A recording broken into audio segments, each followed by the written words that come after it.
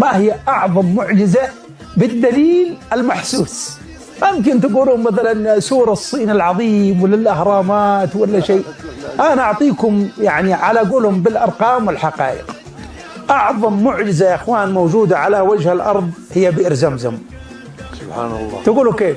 بئر زمزم له 5000 سنة، بحار توقفت واندثرت، بحار ومحيطات كاملة، والبئر هذا شغال. طيب البئر هذا اكتشف يعني الله عز وجل هزمة جبريل أو ركضة جبريل لمين؟ لأم إسماعيل و4 أنفار و20 نفر وقبيلة جرهم حوالي 1000 نفر، كان يكفيهم. ثم أتت القبائل صاروا مثلا 100,000، صار كمان يكفيهم.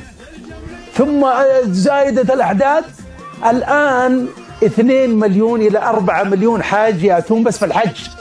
فنقوم ناخذ قياسات احنا قبل لاية الحجاج، 4 ملايين كاسة توزع في الحرم، 4 ملايين كاسة. وخشوا على النت اكتبوا، أنا عندي حديث الإخبارية يعني تناولته كل يمكن القنوات.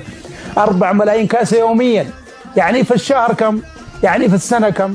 يعني لنا 100 سنة كم؟ طيب حوالي 100 تريلا تذهب إلى المدينة يوميا ماء زمزم.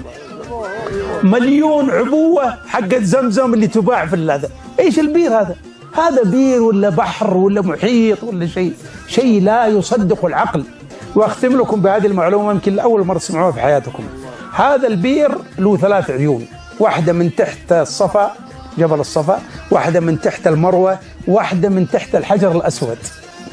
تجي ال3 عيون تصب في البير، إذا ما صبت ما يتكون طعم زمزم. يعني أخذنا من اللي تحت الصفا، جينا المويه عايدية أخرى يمكن ماء طيبة، قلنا يمكن تحت المروة مياه عايدية، قلنا تحت الحجر الأسود مياه عايدية. يجب أن تتكون ال3 وتصب في البير وتختلط حتى يتكون طعم.